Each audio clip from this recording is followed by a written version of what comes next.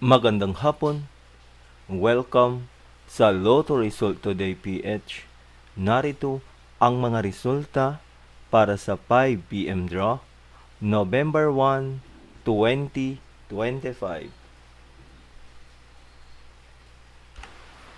Para sa resulta ng 2D Lotto, 28 at 15.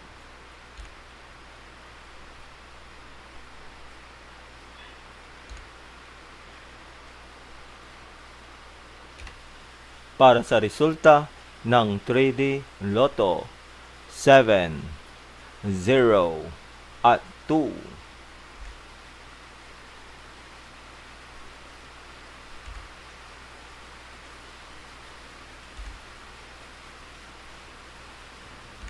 At yan ang mga resulta ngayong 5 PM draw.